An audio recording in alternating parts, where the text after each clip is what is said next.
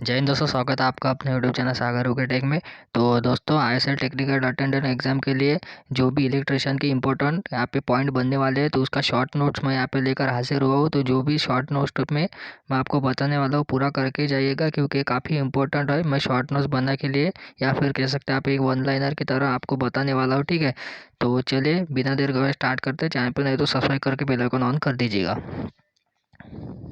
First point अभी देखते हैं। तो देखिए, जो उच्चतम दक्षता प्राप्त करने के लिए यानी मैक्सिमम इफिशियंसी प्राप्त करने के लिए जो आपका डीसी जनरेटर में क्या होता है, ब्रशों को रखना चाहिए। तो देखिए, ब्रशों को कैसे रखते हैं हम, तो जो आपका चुंबकीय उदासीन अक्ष पर हम क्या करते हैं, रखते हैं जब भी हमें क्या होता है मैक्सिमम इफिशियंसी प्राप्त करनी हो डीसी जनरेटर में, ठीक है।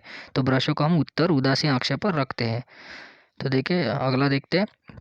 एक 220 वोल्ट डीसी मोटर में 0.2 आर्मेचर प्रतिरोध है और 215 वोल्ट बैक ईएमएफ। तो इसमें कितनी धारा बह रही है, तो देखिए उसका आंसर तो यहाँ पे 25 एम्पीयर दिया गया है। लेकिन इसका सोल्यूशन कैसे करें तो मैं आपको बताता हूँ। तो देखिए, इसका एक फार्मूला होता है यहाँ पे। तो देखिए, जो बैक ईएमएफ होता है, ठीक है, तो बैक ईएमएफ माइनस क्या होता है आई ए इंटू आर ए, ठीक है। यानी I A into R A equal to क्या होता है वोल्ट, ठीक है। तो देखिए, जो अब हम इस फार्मूले में रखते हैं तो हमें निकालना क्या है यहाँ पे। तो देखिए, जो हमें वोल्ट दिया है यहाँ पे 220 रख देंगे, फिर बैक ईएमएफ दिया है हमें 215 माइनस आई ए का वैल्यू दिया है हमें यहाँ पे निकालना है वही, ठीक है। और आपको प्रतिरोध दिया है आर्मेचर प्रतिरोध 0.2, ठीक है। आई ए इंटू 0.2 हम रख देंगे। तो देखिए, जैसे हम इनका कैलकुलेशन करें, इधर माइनस जाएंगे यानी यहाँ पे बच जाएंगे फिर 5 बटा ये 0.2 आ जाएंगे। तो आंसर आ जाएगा हमारा 25 एम्पियर।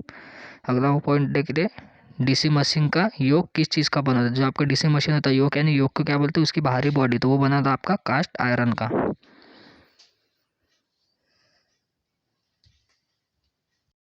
कम क्षमता वाली डीसी मशीन की योग की बनाई जाती है, तो किसकी बनाई जाती है, वो भी बनाई जाती है आपकी जो कम क्षमता वाली उसकी कास्ट आयरन की, ठीक है। अगला क्वेश्चन है, देखिए परिणाम मित्र स्टार डेल्टा संयोजन में प्राइमरी फेज वोल्टेज। तो देखिए, जो आपका परिणाम मित्र होता है उसमें जो स्टार डेल्टा में जो प्राइमरी का वोल्टेज होता है, जो आपका लोड वोल्टेज होता है, तो उसके क्या होते हैं बटा 3 होता है। यानी जो आपका लोड वोल्टेज के 1/3 होता है, ठीक है। तो ये भी आप याद रखिएगा। अगला देखते हैं, प्राइमरी परिपथ की 100 से 200 एम्पीयर विद्युत धारा को केवल 1 से 2 एम्पीयर विद्युत धारा परिवर्तित किया जाता है। तो हम किससे परिवर्तित करते हैं उसको, जो आपका धारा परिणाम मित्र होता है उससे, ठीक है। धारा परिणाम मित्र यानी क्या बोलते हैं हम उसको, परिणाम मित्र यानी होता है आपका ट्रांसफार्मर, ठीक है। तो उसको भी बोलते हैं आपका करंट ट्रांसफार्मर। जब दो ट्रांसफार्मर समांतर क्रम में काम कर रहे हैं तो वो किस के आधार पर लोड बांटेंगे। तो देखिए, जब भी दो ट्रांसफार्मर होते हैं उनको जब समांतर में कनेक्ट करते हैं, तो सबसे मेन बात है, देखिए उनका जो फेज सीक्वेंस है वो हमें सेम रखना पड़ता है। साथ ही जो उनका यहाँ पे रेटिंग है वो भी सेम रखते हैं। और साथ ही देखिए, उनका हमारा आंसर भी क्या है, केवीए रेटिंग, ठीक है। केवीए रेटिंग जो है हमें यहाँ पे सेम रखनी पड़ती है। यदि कोई डीसी शंट मोटर लोड रहित अवस्था में कार्यरत है तो उसकी फील्ड वाइंडिंग ओपन सर्किट हो जाती है। तो क्या होता है, तो देखिए जो मोटर होती है उसकी घर्षण गति क्या होती है, उच्च होता है, हो जाएंगी, ठीक है। क्योंकि देखिए, जो क्या बोला है फील्ड वाइंडिंग, ठीक है। फील्ड वाइंडिंग अगर ओपन हो गई तो वो किस तरह काम करेंगे, वो करेंगे एक आपकी सीरीज मोटर की तरह। सीरीज मोटर कैसे कनेक्ट होती है, तो देखिए एक इस तरह से एक आर्मेचर होता है, उसके सीरीज में एक वाइंडिंग होती है, ठीक है। और यहाँ पे होती है एक फील्ड वाइंडिंग, ठीक है। इस तरह से यहाँ पे होती है पॉजिटिव सप्लाई, यहाँ पे नेगेटिव। तो जब भी वाइंडिंग कट हो जाएंगे तो ये कार्य करेंगे एक सीरीज मोटर की तरह, ठीक है। तो सीरीज मोटर की स्पीड होगा, पता ही होगा आपको, नो लोड पर उसकी स्पीड काफ़ी हाई होती है, वो जल भी सकती है। यदि आर्मेचर वाइंडिंग में पोलों की संख्या 2 है तो समांतर पाथों की संख्या होगी। तो देखिए, जो आर्मेचर वाइंडिंग में पोलों की संख्या अगर 2 होगी तो समांतर जो पाथ होगी उसकी भी संख्या क्या होगी, यहाँ पे 2 ही होगी, ठीक है। तो एक बात याद रखिएगा, जब भी आपकी वेव वाइंडिंग होगी तो देखिए पोल कितने भी हो, जो समांतर पाथ होंगे वो 2 ही बनेंगे। और लैप वाइंडिंग में जितने पोल होंगे उतने क्या बनेंगे, आपके पाथ बनेंगे, ठीक है। जितने पोल उतने यहाँ पे पाथ बनेंगे। तो यहाँ पर याद रखें। डायनामोमीटर डायनामीटर प्रकार के यंत्र में स्थिर रखा जाता है। तो देखिए, धारा जो कुंडलियाँ होती है, ठीक है, यानी जो करंट वाइंडिंग होती है उसको क्या करते हैं हम यहाँ पे स्थिर रखते हैं, जो डायनामोमीटर प्रकार का यंत्र होता है उसमें। फिर अगला देखते हैं, तापीय बिजली प्लांट में प्रयुक्त होने वाले कोयले की राख की मात्रा होती है। तो देखिए, जो आपका तापीय यानी थर्मल पावर प्लांट होता है तो उसमें जो कोयले की मात्रा से जो राख की मात्रा होती है, यानी कोयले से निकलने वाली जो राख की मात्रा, तो लगभग होती है आपकी 20%, ठीक है। रिले का मुख्य कार्य क्या होता है? फॉल्ट ढूंढना, ठीक है। तो देखिए जो रिले होता है ये आपका सर्किट जो है ऑफ नहीं करता है, ठीक है। तो जो आपका रिले होता है ये क्या करता है, जब भी कोई सर्किट होता है तो उसमें क्या क्या करता है, अगर कोई भी फॉल्ट हो गया तो वो डिटेक्ट करता है, और फिर जो आपका डिटेक्ट करने के बाद सर्किट ब्रेकर को ये क्या करता है, एक प्रकार से ऐसे संदेश भेज देता है कि भाई आया ऐसा, इस तरह से फॉल्ट हुआ है। देखिए ऐसा मैनुअल नहीं भेजता है, ठीक है। इनका एक कार्य होता है ऐसा, उसको डिटेक्ट करके संकेत दे देता है, और जो सर्किट ब्रेकर होता है फिर वो ऑफ हो जाता है। कंपाउंडिंग डीसी जनरेटर का उपयोग है। तो देखिए जो आपका कंपाउंड डीसी जनरेटर का उपयोग हम ज़्यादातर किस में करते हैं, जो आपकी इलेक्ट्रोप्लेटिंग के लिए हम करते हैं। नमी सोखने के बाद सिलिका जेल का रंग कैसा हो जाता है, नीला हो जाता है, ठीक है। तो उससे पहले कैसा रहता है, उसका रंग रहता है यहाँ पे गुलाबी, ठीक है। यह याद रखे, काफ़ी बार पूछा जाता है। और जब नमी सोख लेता है तो वो क्या होता है आपका, नीला हो जाता है। तो ये जो आपका सिलिका जेल होता है किस में होता है, ये तो होता है आपका ट्रांसफार्मर में, ठीक है। ट्रांसफार्मर यहाँ पे यूज़ होता है। यदि किसी कार्यरत डीसी सीरीज मोटर की फील्ड वाइंडिंग अचानक ओपन सर्किट हो जाए तो क्या हो जाएगा, देखिए जो मोटर वाइंडिंग है, मोटर जो है रुक हो जाएंगे, ठीक है। तो देखिए यहाँ पे क्या बोला, क्या है कि देखिए सीरीज वाइंडिंग होती कैसी है, देखिए यहाँ पे मैं आपको बताता हूँ। ये हो गई आपकी सीरीज मोटर, ठीक है। तो बोला क्या है यहाँ पे, मानो पॉजिटिव सप्लाई, यहाँ पे मानो, एक मिनट, यहाँ पे निगेटिव सप्लाई, ठीक है। तो देखिए अगर ये वाली वाइंडिंग यही बोले, अगर ये जो अगर ओपन सर्किट होगी तो देखिए ये जो सप्लाई है निगेटिव और ये पॉजिटिव, इसमें क्या होगा, गैप आ जाएगा, ठीक है। यानी मोटर जो है यहाँ पे रुक जाएंगे, ओपन सर्किट हो जाएगी। खुला परिपथ परीक्षण द्वारा का मान ज्ञात किया जाता है। तो देखिए जो आपका खुला परिपथ परीक्षण होता है तो उसके द्वारा हम क्या करते हैं, आयरन लॉस की जो है यहाँ पे मान का ज्ञात करते हैं, ठीक है। जो खुला परिपथ परीक्षण होता है। यानी चलिए अगला क्वेश्चन देखते हैं। थर्मिस्टर का प्रतिरोध तापमान की वृद्धि के साथ क्या होता है, तो वो घट जाता है, ठीक है। जो थर्मिस्टर होता है उसका प्रतिरोध क्या होता है, जब भी हम तापमान में वृद्धि करते हैं तो उसका प्रतिरोध यहाँ पे घट जाता है। किसी थर्मल पावर प्लांट की दक्षता करीब कितनी होती है, जो भी आपका थर्मल पावर प्लांट होता है तो उसकी दक्षता करीबन होती है यहाँ पे 35%, ठीक है। और साथ ही एक बात याद रखिएगा, जो आपकी शैडेड पोल मोटर होती है, ठीक है, जो आपकी शैडेड पोल मोटर होती है उसकी भी इफिशियंसी कितनी होती है यहाँ पे 35%। विद्युतीय मापक यंत्रों की कंपनी के निर्माण के लिए सबसे उपयुक्त धातु कौन सी है, देखिए जो विद्युत मापक यंत्रों की कंपनी के निर्माण के लिए सबसे उपयुक्त धातु है तो वो है आपकी फॉस्फोर ब्रॉन्ज, ठीक है। फॉस्फोर ब्रॉन्ज का यहाँ पे उपयोग क्यों किया जाता है। लंबे शॉर्ट शंट कंपाउंड जनरेटर के निर्मित वोल्टेज 400 वोल्ट है। फील्ड शंट रजिस्टर दिया है हमें 80 ओहम, और शंट फील्ड करंट की गणना कीजिए, ठीक है। तो वो शंट फील्ड करंट आपका हमारा आ जाएगा 5 एम्पीयर, ठीक है। इसका कैलकुलेशन जैसे मैंने आपको ऊपर बताया तो उसी तरह से करना है, ठीक है। तो उस आप निकाल के कमेंट में भी लिख के चलिए, साथ ही आपने कैसा कैलकुलेशन किया वो भी बताइए, ठीक है। अगला क्वेश्चन देखते हैं। डीसी जनरेटर की रेटिंग की जाती है। तो देखिए जो आपका डीसी जनरेटर होता है तो उसकी रेटिंग किस में करते हैं, तो उसकी रेटिंग हम करते हैं किलोवाट में। और किलोवाट क्या डिफाइन करता है, किलोवाट डिफाइन करता है आपकी अपीरेंट पावर, ठीक है। अपीरेंट पावर यहाँ पे डिफाइन करता है, अपीरेंट ने ये डिफाइन करता है आपकी रियल पावर, ठीक है। रियल पावर है जिसे हम बोलते हैं यहाँ पे ट्रू पावर, ठीक है। और जो ये डिफाइन क्या है, किलोवाट। अगर आपको कभी बोले दिया जाए कि केवीए, केवीए क्या डिफाइन करता है, तो वो करता है आपकी अपीरेंट पावर, ठीक है। और जो आपकी रिएक्टिव पावर होता है, ठीक है, रिएक्टिव पावर वो डिफाइन करता है, किया जाता है केवीएआर से, ठीक है, केवीएआर से। तो इसका आंसर हो जाएगा हमारा किलोवाट में, ठीक है। तो देखिए अगला देखते हैं। पीक भार संयंत्र कार्यरत होता है तो निम्न लोड गुणक पर, ठीक है। निम्न लोड गुणक पर क्या होता है, पीक भार संयंत्र यहाँ पे कार्यरत होते हैं। लिफ्ट में कौन सी मोटर को तहजील देते हैं, तो देखिए लिफ्ट में कौन सी मोटर हम यूज़ करते हैं, तो हम यूज़ करते हैं सीरीज मोटर, ठीक है। सीरीज मोटर की यूज़ करते हैं तो देखिए जब भी लोड पर सीरीज मोटर चलानी बहुत आवश्यक होती है, तो इसलिए सीरीज मोटर पर ज़्यादा लोड होना ही आवश्यक है। अगर उस पर लोड नहीं हुआ तो क्या होगी, यहाँ पे बहुत तेज़ी से घूमेगी या फिर वो जल भी सकती है, तो ठीक है। तो देखिए जो आपकी लिफ्ट है उसके लिए सबसे अच्छी मोटर हो आपकी डीसी सीरीज मोटर। ट्रांसफार्मर की दक्षता होती है तो देखिए वो होती है आपकी 95 से 98, ठीक है, 95 से यहाँ पे 98 के बीच में। अगला क्वेश्चन देखेंगे अभी। किसी जनित्र में लैप वाइंडिंग स्थापित करने का कारण क्या है, तो देखिए जो जनरेटर होता है तो उसमें आपको पता होगा एक लैप वाइंडिंग होती है, ठीक है। तो लैप वाइंडिंग का कारण यही है, तो वो क्या करते हैं, उसका अधिक करंट और कम वोल्टेज होता है, ठीक है। तो आपको 2 पॉइंट लिखा देता हूँ। देखिए जो लैप वाइंडिंग होती है तो उसमें क्या होता है, आपके जो हाई करंट होता है, ठीक है, यहाँ पे हाई हाई करंट होता है, और क्या होता है आपका लो वोल्टेज होता है, ठीक है। हाई करंट और लो वोल्टेज होता है, ठीक है। ये अगर ये आप नोट कर लीजिएगा। और साथ ही जो आपकी वेव वाइंडिंग होती है, ठीक है, जो वेव वाइंडिंग होती है उसमें क्या होता है आपका, उसमें होता है आपका लो करंट, ठीक है, लो करंट और साथ ही होता है आपका हाई वोल्टेज। ठीक है, हाई वोल्टेज ये काफ़ी बार पूछा जाता है, इसको भी आप याद रखिए।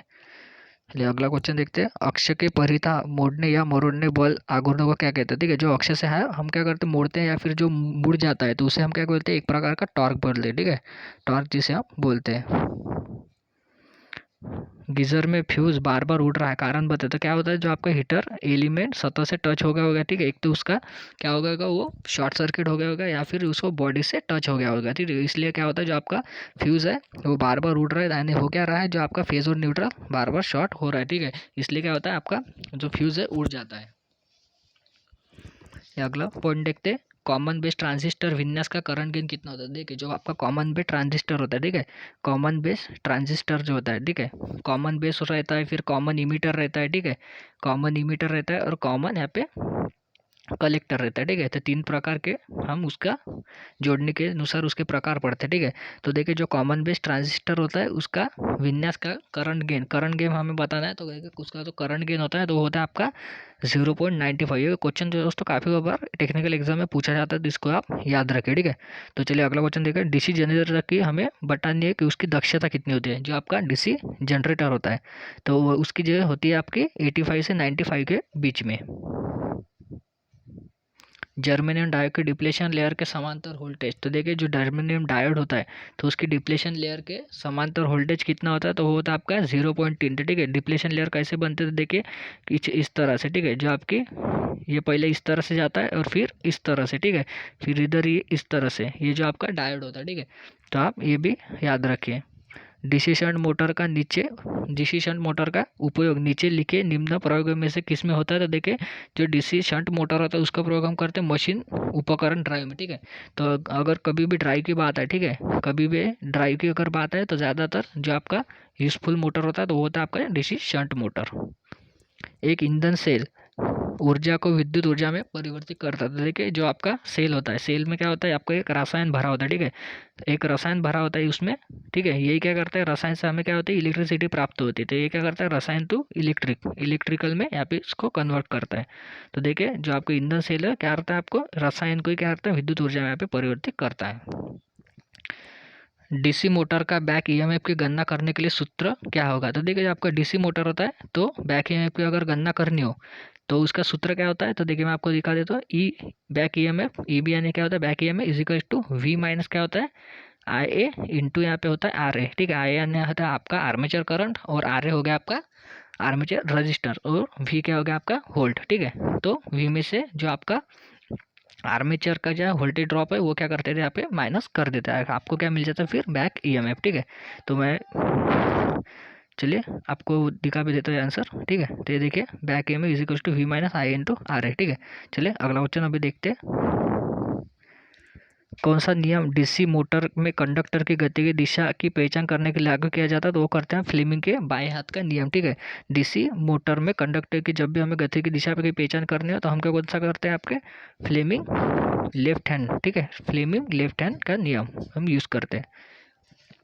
एचआरसी फ्यूज में फ्यूजिंग कारक क्या होता है? ठीक है, जो आपका एचआर से फ्यूज होता है तो उसका फ्यूजिंग कारक क्या होता है, तो वो होता है आपका 1.1। ठीक है, 1.1 उसका होता है। सुरक्षा युक्ति किसी उपकरण को कोई विरुद्ध सुरक्षा प्रदान करती है। तो देखिए जो सुरक्षा युक्ति होती है तो किसके विरुद्ध सुरक्षा प्रदान करती है, तो वो करती है आपकी जो ओवरलोड होता है या फिर शॉर्ट सर्किट होता है या फिर विद्युत का झटका, यानी जिसे बोलते हैं हम अतिभार यानी ओवरलोड, लघु परिपथ यानी क्या होता है शॉर्ट सर्किट और आपका विद्युत का झटका। ठीक है, तो आपको कुछ इंग्लिश में बता रहा हूँ, जो इंग्लिश से समझ सकते हो उससे भी समझ लीजिएगा। ठीक है, तो स्टूडेंट बोले सर आप थोड़ा इंग्लिश में भी बता दे, चलिए ठीक है, तो इसलिए मैं थोड़ा इंग्लिश वर्ड का भी यहाँ पे यूज़ कर रहा हूँ। भारत में ऑपरेटिंग आवृत्ति, तो देखिए आवृत्ति बनाते हैं हमें यानी फ्रीक्वेंसी, तो फ्रीक्वेंसी कितनी होती है आपकी 50 हर्ट्स। तो देखिए हर्ट्स यानी कैसे कैलकुलेट करते हैं हम, तो जो आपका फ्रीक्वेंसी होता है, ठीक है, यह फिजिकल टू क्या आता है 1/t, यानी साइकिल जो एक सेकंड में कितनी साइकिल को यानी वो रिवॉल्यूशन करता है, तो इसको भी बोलते हैं हम फ्रीक्वेंसी। विद्युत हीटर के कनेक्टिंग लीड में किस पदार्थ का इंसुलेटिंग सामग्री का प्रयोग किया जाता है? जो विद्युत हीटर होता है तो उसकी कनेक्टिंग लीड में हम करते हैं आपके पोर्सिलिन का। ठीक है, तो आपके देखा होगा जो आपका विद्युत हीटर होता है तो उसकी जो कनेक्टिंग लीड होती है जो आगे की, ठीक है, जिसके हम सप्लाई कनेक्ट करते हैं तो वो रहती है आपकी पोर्सिलिन की बनी हुई, जिससे क्या होता है आपको शॉक नहीं लगता। ठीक है, एक बीओटी तो क्या होता है, एक BOT इज इक्वल टू कितना होता है 746 वाट घंटे, ठीक है, 746 वाट घंटे, ठीक है। अगर आप बोलेंगे HP तो HP कितना होता है 746 सिर्फ वैट होता है, ठीक है, 746 वैट। अगर BOT की बात करें तो होता है आपका 746 वैट घंटे, ठीक है। ट्रांसफार्मर में तेल प्रयोग करने का उद्देश्य क्या होता है, तो ये होता है कि उसके इंसुलेशन और शीतलन के लिए, ठीक है, इंसुलेशन के लिए यहाँ पे इस्तेमाल किया जाता है उसका तेल, ठीक है। एक DC मोटर का लोड और फ्लक्स अचल और प्रायोगिक वोल्टेज को 5% बढ़ाते हैं तो आर्मेचर के बीच में है तो मोटर की गति होगी। तो देखिए जो मोटर की गति होगी वो क्या होगी आपकी 5% बढ़ जाएंगे, और क्या होता है वोल्टेज के प्रोपोर्शनल होती है, ठीक है, उसकी जो स्पीड होती है, तो ये भी क्या होगी 5% बढ़ जाएगी।